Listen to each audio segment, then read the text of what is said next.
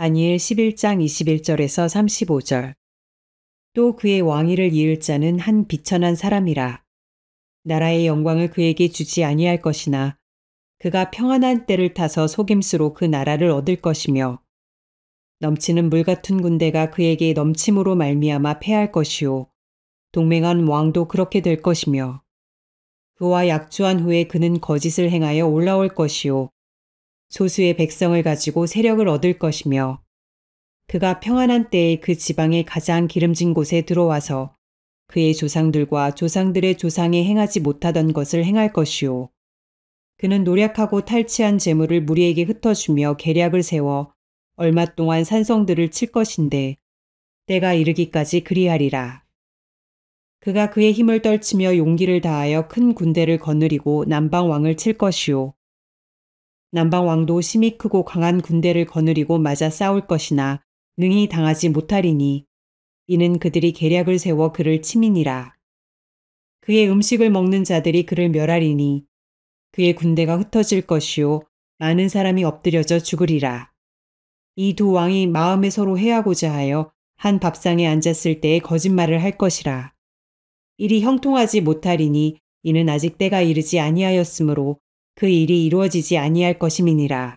북방왕은 많은 재물을 가지고 본국으로 돌아가리니 그는 마음으로 거룩한 언약을 거스르며 자기 마음대로 행하고 본토로 돌아갈 것이며 작정된 기한에 그가 다시 나와서 남방에 이를 것이나 이번이 그 전번만 못하리니 이는 기띔의 배들이 이르러 그를 칠 것임이라.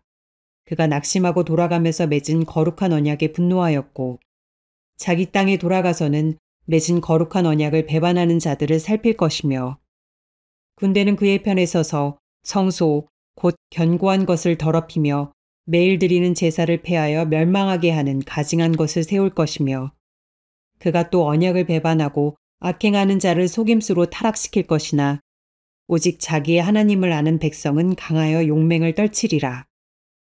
백성 중에 지혜로운 자들이 많은 사람을 가르칠 것이나 그들이 칼날과 불꽃과 사로잡힘과 약탈을 당하여 여러 날 동안 몰락하리라.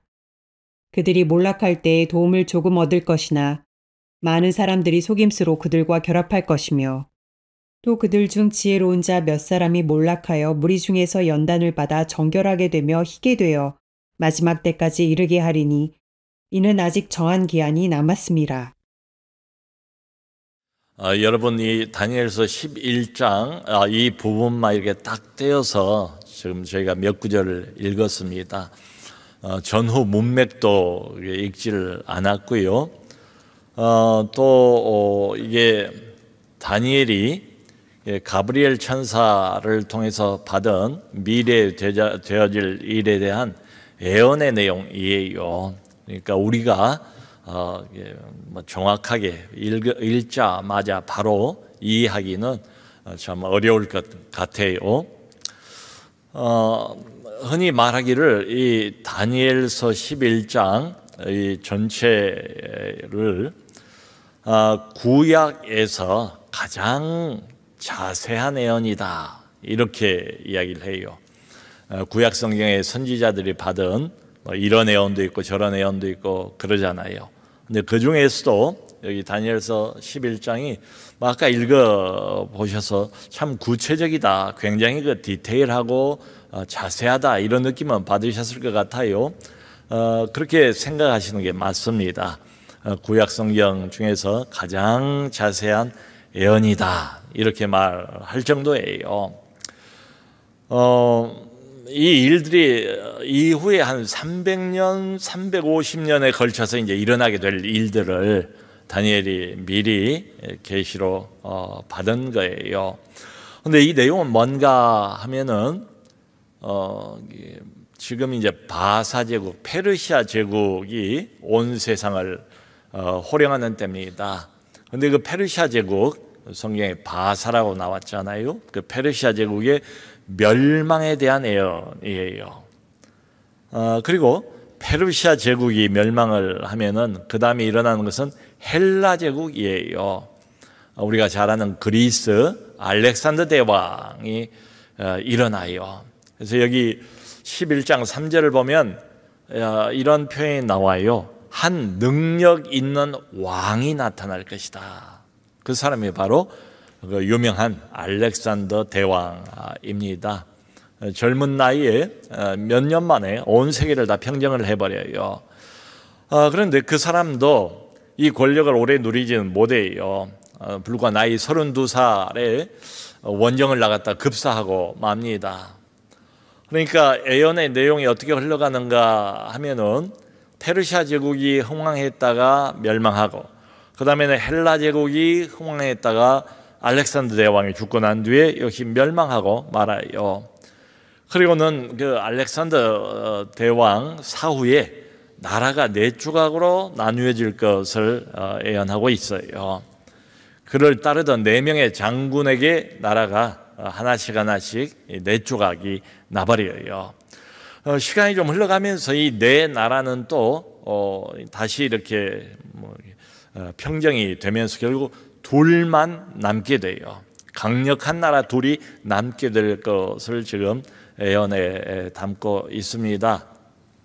북방 세력 하나가 남아요. 그 북방 세력은 지금 이제 시리아, 지금 이 성경에도 시리아라고 나와 있어요. 그 북방 세력 시리아가 남아요. 여기는 이제 셀류쿠스 왕조 이름이 셀류쿠스 왕조예요. 이 왕조가 이제 북방 세력의 중심 세력이 돼가지고 쭉 그 왕조가 지속이 돼요. 그 다음에 남방 세력 하나가 남아요. 이 남방 세력은 바로 이집트입니다.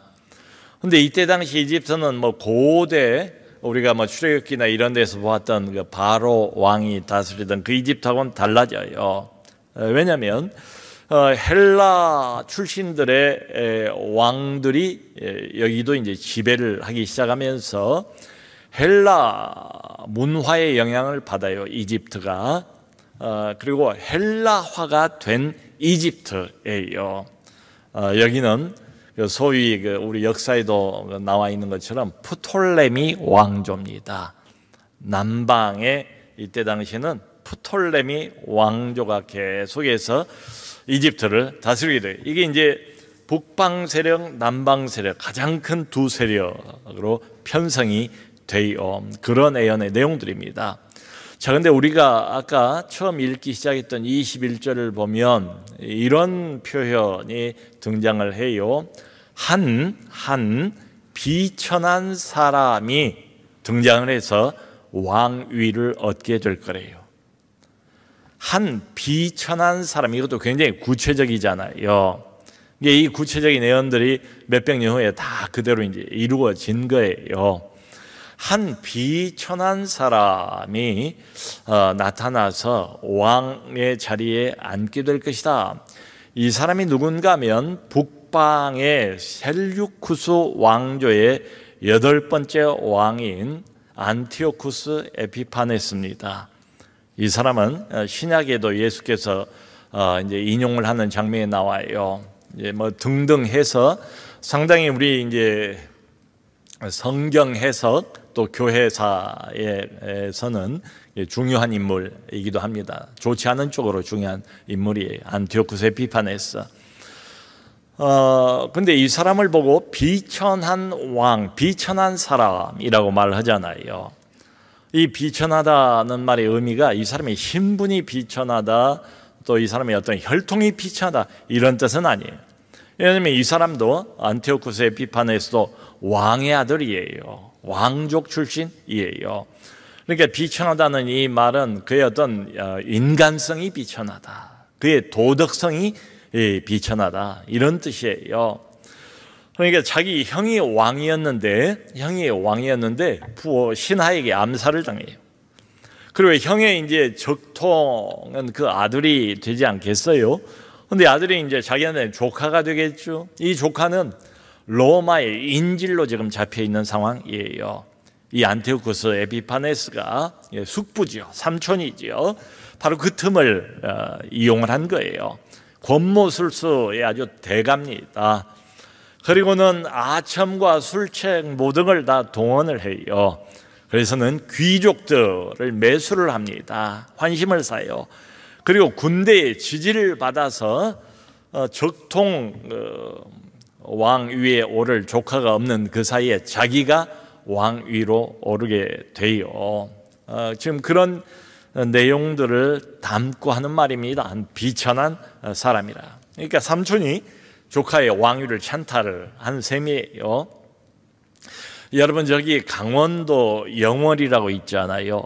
강원도 영월을 가보면 거기에 우리나라 그 조선시대 임금의 6번째 왕이 단종입니다. 우리 학교 다닐 때 그거 열심히 외웠잖아요. 태정, 태세, 문단, 세할 때 그 단, 그 6번째 왕이에요. 단종이에요. 그 단종에 유배지가 있고 그리고 거기에 무덤이 있어요. 근데 단종은 참이 비운의 사람입니다. 단종은 이제 그 유명한 세종대왕의 손자예요. 그런데 자기 아버지인 아버지 왕이 문종입니다. 그 문종이 일찍 죽어요. 그 바람에 이 단종은 불과 12살인데 왕위에 올라요. 그러니까 참 얼마나 막막합니까? 12살인데 왕위에 올라요. 그런데 그 숙부가 누군가 하면 수양대군입니다. 이 수양대군이 나중에 세조예요. 세조. 왕 위에 오르는 세조예요. 이 숙부인 수양대군, 그러니까 삼촌인 수양대군이 어린 조카의 왕권을 찬탈을 해요. 몇 년 뒤에. 그리고는 저기 어린 조카인 단종을 멀리 강원도 영월로 유배를 보내요. 그 유배지가 이제 청령포라는 장소인데 이번 여름 휴가 때 제가 다녀왔어요. 그래서 좀 압니다. 청령포 거기가 사방이 강이에요. 사방이 강물로 둘러싸여 있는 마치 천연 감옥과 같아요. 빠져나갈 수가 없는 그런 데다가 유배를 시켜요. 그리고 바로 몇 달 뒤에 결국은 사약을 내려서 어린 단종을 죽게 만듭니다. 그 사람이 세조예요. 수양대군이에요. 근데 거기서 그치는 게 아니에요. 우리가 학교 다닐 때 그 교과에서 배웠던 그 사육신 있잖아요. 성삼문, 박팽년, 하유지를 비롯한, 그러니까 이 단종, 적통을 복위를 시키려고 하던 모든 신하들을 다 죽여요. 가족까지 다 죽여요. 그래서 이 사육신, 생육신, 그리고 기타 자기의 어떤 그 정권의 반대가 될 만한 이런 신하들을 이제 기록에 의하면, 기록이 조금씩 다르지만 수백 명, 많이 보면 700명까지 보더라고요. 다 죽여요. 아니면 다 유배를 보내요. 그 가족들까지. 참 얼마나 피비린내가 납니까? 참 이 권력의 본질이라는 게 이런 것 아닌가 싶어요. 여러분, 한번 이게 권력에 이렇게 눈이 멀게 되면은 그야말로 형제도 없고 친척도 없고, 심지어 어떤 경우는 뭐 부모 자식 간에도 서로 양보를 안 하잖아요. 이게 권력의 속성인 것 같아요. 그런데 이 안티오쿠스 에피파네스, 한 천한 사람이 바로 그 모양 곡돌이에요. 이 사람은 대단히 잔인한 사람으로 알려져 있습니다. 거기다가 굉장히 교활한 사람이에요. 한 걸음 더 나가서 이 사람 또 의심이 많아요. 여러분 생각해 보세요. 좋지 않은 것 이 세 가지를 다 합치고 있는 사람이 왕 위에 올랐을 때 어떤 일이 벌어지겠는가? 잔인하고 교활하고 의심이 많아요. 이 사람이 통치한 그 세월이 불과 11년밖에 안 돼요. 아무리 애를 써도. 근데 그 11년 동안에 자기는 이제 북방 세력의 대표잖아요. 그 남방 세력 이집트를 2번을 공격을 해요. 그 이야기가 지금 우리가 읽었던 내용에 자세하게 나와 있어요. 언뜻 읽으면 이게 무슨 소리인가 하겠지만 내용의 흐름은 그렇습니다. 애굽을 2번 침략을 해요. 그런데 먼저는 당시에 이집트를 다스리고 있던 프톨레미 6세입니다. 프톨레미 6세인데 사실은 따지고 보면 자기의 외조카예요. 이 프톨레미 6세가 자기의 외조카고 자기는 외삼촌이고 30년 정도 자기가 연상이에요. 그러니까 어린 조카가 이집트의 왕으로 다스리고 있어요. 그래서 그냥 간교한 말로, 교활한 말로 동맹을 맺자 이렇게 이야기를 해요. 근데 정작 동맹을 맺고 싶은 생각은 없어요. 그러니까 아까 우리가 읽었던 것 중에서 27절을 보면 어떤 말이 나오는가 하면, 이 두 왕이 한 밥상에 앉아서 서로 거짓말을 할 거라. 그런데 일이 형통하지 못할 것이라. 300년도 훨씬 더 넘는 그 때에 다니엘이 그걸 내다보면서 하나님의 영감을 받아서 구체적으로 예언을 하는 장면이에요. 그 말이 맞아요. 처음에는 동맹을 맺는 것처럼 했다가 이 안티오쿠스 에피파네스가 결국은 그 동맹을 깨트려요. 그리고 이집트를 침공을 해요. 그리고 승리를 거둡니다. 그러면 많은 전리품과 약탈한 물건들을 가지고 다시 본국인 시리아로 돌아가요. 그런데 문제는 돌아가는 길목이 이게 그게 팔레스타인, 지금 이제 이스라엘 백성들이 살고 있는 땅이 거기거든요. 이게 북방에는 시리아가 있고 남쪽에는 강력한 이집트가 있어요. 그 사이에 끼어 있어요. 승리를 거두고 자기 본국으로 돌아가다가 예루살렘을 또 침공을 한 거예요. 왜냐하면 유대인들은 항상 두 나라의 눈치를 봐요. 그래서 조금 유리하다 싶으면 시리아에 붙고 유리하다 싶으면 이집트에 붙고 그랬어요. 그러니까 기왕 승리한 김에 이 유대인들 꼼짝하지 못하도록 내 힘을 한번 과시해야 되겠다. 뭔가 단단하게 단속을 해야 되겠다. 그런 마음에서 예루살렘을 침공을 합니다.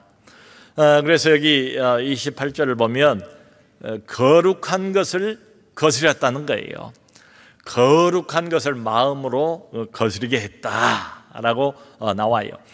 성전을 약탈하고 유대인들에게서 약탈을 해가지고 시리아로 돌아갑니다. 그게 이제 첫 번째예요. 그런데 한 1, 2년 뒤에 이 안티오쿠스 에피파네스가 두 번째로 이집트를 다시 재침공을 해요. 그런데 여기 29절 아까 우리가 읽었어요. 뭐라고 나오는가 하면 이번에는 저번만큼 갖지 못할 것이다. 두 번째 이집트 침공은 실패를 했어요. 왜 실패를 했는가 하면 바로 뒤이어서 그 30절에 무슨 소리가 나오는가 하면 기띔의 배들이 그를 치기 때문이다. 기띔의 배들이라는 것은 저쪽 서방 좀 멀긴 하지만 로마 세력을 말합니다. 로마가 개입을 해요. 당시만 해도 로마가 대단한 막강한 힘을 가지고 있었거든요. 그러니까 로마가 개입을 해요. 이집트에서 물러나라고 위협을 해요. 그러자 어쩔 수 없이 이 안티오쿠스 에피파네스가 이집트 원정을 접고 본국으로 돌아갑니다. 두 번째는 이집트 원정에 실패를 한 거예요. 그러니까 마음먹고 두 번째 침공을 했는데 완전히 실패로 끝났잖아요. 그 얼마나 화가 나겠어요? 홧김에 돌아가면서 두 번째로 또 예루살렘을 침공을 해요. 그러니까 일종의 한강에서 빰 맞고 어디 종로에서 빰 맞고 한강에서 분풀이 한다 이런 말이 있는 것처럼 이집트 원정의 실패의 그 본풀이를 괜한 그 예루살렘의 유대인들에게 퍼붓는 거예요. 그러니까 이번에는 본격적으로 성전을 모독하고 유대인들을 학살을 하게 됩니다. 그게 이제 31절에 자세히 나왔어요. 31절 한번 봅시다. 군대는 그의 편에 서서 성소 곧 견고한 곳을 더럽히며 매일 드리는 제사를 폐하며 멸망하게 하는 가증한 것을 세울 것이며. 그러니까 그때 당시에 이제 실제 그 역사가 이때가 이제 BC 한 167년 정도 돼요. 이게 역사적인 그 사건이니까 기록을 보면 그렇게 되어 있습니다. 그 거룩한 성전 제단에다가 돼지를 제물로 바쳐요. 일부러 그러는 거예요. 성전을 모독하고 하나님을 모독하기 위해서 돼지를 제물로 바치고, 그 헬라 사람들이 섬기는 신이 여러 개 있잖아요. 그 중에서 제우스 신상을 성전 안에다가 세워요. 이 안티오쿠스 에피파네스가 그 이야기입니다. 그리고는 여기 32절을 보세요. 32절. 그가 또 언약을 배반하고 악행하는 자를 속임수로 타락시킬 것이나 오직 자기의 하나님을 아는 백성은 강하여 용맹을 떨치리라. 이 사람이 유대인들을 회유를 하기도 하고 위협을 가하기도 하고 강압적으로 위협을 가하기도 하고 하나님과 맺은 그 언약을 배반하도록 그렇게 자꾸 부추겨요. 한 3년을 그렇게 예루살렘 유대인들을 괴롭힙니다. 구체적으로 이 사람이 무슨 일을 하는가 하면은 할례를 금지를 시켜버립니다. 유대인들에게는 할례를 나면서부터 받잖아요. 8일째에 그게 하나님의 백성된 표시인데 말하자면 근본을 없애려고 하는 거예요. 할례를 금지시키고 율법책을 태워버려요. 그리고 또 일주일에 한 번씩 안식일 날 회당에 모여서 또 예배하고 또 신앙을 회복하고 그러잖아요. 그 안식일 준수를 금지를 시켜요. 그리고는 강압적으로 억지로 헬라 신들을 숭배하도록 그렇게 만들어요. 근데 워낙 이제 강압적으로 나오고 위협이 되고 뭐 많이 죽이고 이러니까 두렵잖아요. 겁이 나잖아요. 그래서 많은 유대인들이 시험에 빠집니다. 그리고는 배교를 해요. 여호와 신앙을 버리게 돼요. 근데 그런 사람들만 있는 것은 아니었다는 거지요. 그 중에서도 고난과 핍박이 있지만은 끝까지 믿음을 굳게 지킨 사람들도 있었어요. 여기 35절을 보면 이런 말이 있습니다. 또 그들 중에 지혜로운 자 몇 사람이 몰락하여 무리 중에서 연단을 받아 정결하게 되며 희게 되어 마지막 때까지 이르게 하리니 이는 아직 정한 기한이 남았습니다. 많은 사람들이 배교를 하고 몰락하게 되겠지만은 다 그런 건 아니다. 소수의 몇 사람들은 고난과 핍박 안에서도 끝까지 자신들의 여호와 신앙, 하나님을 향한 믿음을 지켰다는 거예요. 그러다가 소위 그 유명한 마카비 혁명이라는 게 일어나게 됩니다. 그게 여기서 나와요. 마카비 혁명. 이게 유대 여러 가문들 중에 마카비 가문에서 그 마카비 가문이 중심이 돼가지고 혁명이 일어나요. 저항운동이 일어나요. 이건 말하자면 유대인들의 신앙 독립운동입니다. 그래서 이 마카비를 중심으로 한 혁명, 저항 세력이 그 유대의 지형을 자기들이 누구보다 더 잘 알지 않겠어요? 그 유대의 여러 교묘한 지형들을 이용을 하면서 게릴라 전술을 펼쳐요. 그래서 여러 차례 승리를 거두게 됩니다.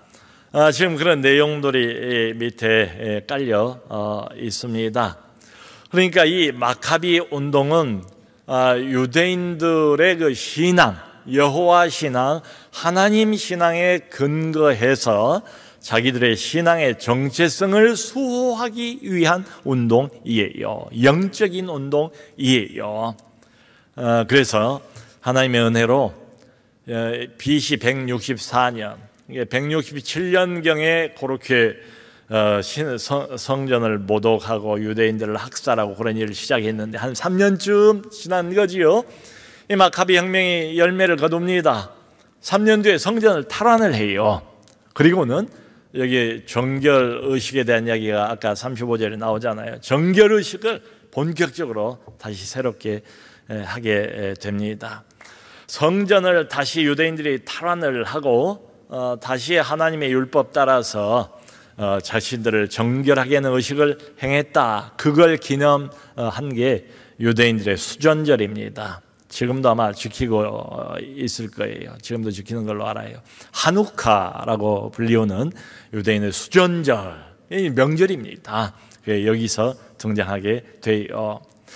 여러분, 오늘 이 11장을 보면 다니엘이 가브리엘에게로부터 받은 예언의 말씀, 계시의 말씀이에요. 앞으로 몇백 년 후에 온 세계 역사의 흐름이 어떻게 될 것인가를 아주 구체적으로 자세하게 계시를 받아요. 그리고 그것을 예언을 해요. 이 말씀이 조금도 1.1획도 틀림없이 다 성취가 된 거예요. 이 11장을 보면서 우리가 몇 가지 좀 얻을 수 있는 교훈이 있어요. 첫 번째가 뭔가 하면은 교만한 권력, 안티오쿠스 에피파네스로 상징이 되는 이 교만한 권력은 항상 있거든요. 어디나 있어요. 안 그렇습니까? 이 교만한 권력은 절대로 영원하지 못하다. 그래서 잠시에 불과하다. 그게 교만한 정치 권력이든 아니면 아주 교만한 경제 권력이든 있잖아요. 우리 주변에도 우리 사회에도 이 세상에도 소위 힘, 권력 이걸 가지고 마음껏 호령을 하는 이런 사람들 있잖아요. 정치 권력이든 경제 권력이든 어떤 권력이든 교만한 권력은 절대로 오래가지 못한다. 이 에피파네스도 결국 해봐야 기껏 해봐야 권불 10년이라고 11년 하다가 갑자기 급사를 하고 말아요. 그걸로 끝이에요.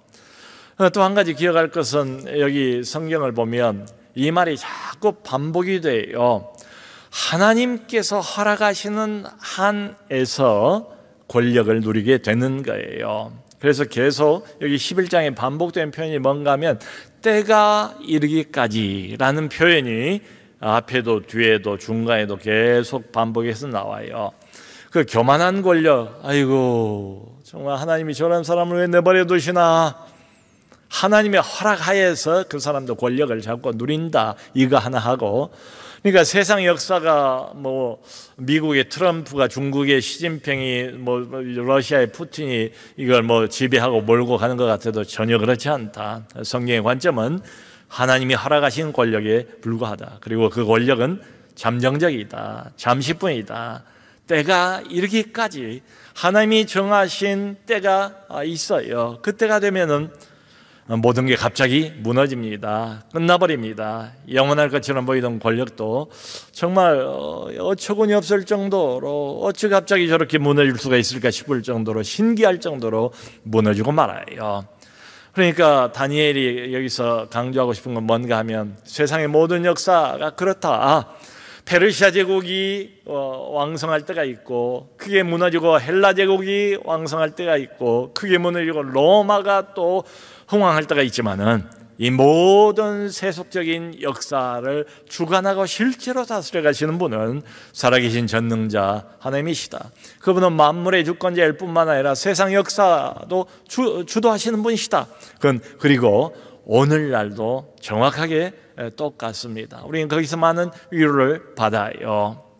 여러분, 그리고 또 하나 우리가 이 본문에서 얻을 수 있는 교훈은, 이런 정치적인 핍박은 적어도 대한민국 남한에는 없잖아요. 예수 믿고 신앙생활 한다고 해서 교회 욕도 하고 손가락질도 하지만 이런 정도의 핍박은 없지 않습니까? 그런데 오늘날은 이런 핍박보다 더 좀 무서운 게 뭔가 하면 바로 물질주의입니다. 세속주의예요. 교회를 아주 그냥 은근히 살살 무장 해제를 시켜버리는 게 바로 이런 세속주의, 물질주의예요. 오히려 큰 핍박이 있으면 밟으면 밟을수록 풀이 파랗게 자라나는 것처럼 그럴 수도 있을 텐데 그게 아니라고요. 세속주의, 물질주의, 이건 어쩌면 이렇게 표현할 수 있을까요? 달콤한 핍박이에요. 달콤한 핍박. 그러니까 너도 나도 주의를 안 기울여요. 나도 모르게 그냥 여기에 스며들어 버려. 조금씩 이 세속주의의 물이, 물질주의의 물이 우리 안에 들어오게 되는 거지요. 그러니까 돈이면 다 된다, 이런 사고방식, 성공이 최고야, 누가 뭐라고 해도 내가 성공하고 내가 힘을 갖고 있고 내가 돈을 가지고 있으면 아무도 나를 괄세하지 못할 거야, 무시하지 못할 거야, 돈이면 다 돼, 성공이 최고야 하는 그 가치관, 이게 우리 믿는 사람들을 타락시킵니다. 믿는 사람들로 하여금 세상과 타협하게 만들어요. 그렇지, 하나님이 힘이 아니고 현실은 현실이지, 돈이 힘이지, 권력이 힘이지, 세상과 타협하게 만들고 나로 하여금 안일한 생각을 갖도록 그렇게 만들어버리고 말아요. 성도 여러분, 예나 지금이나 이 점은 똑같은 것 같아요. 진실한 신앙은 항상 고난을 받기 마련이다.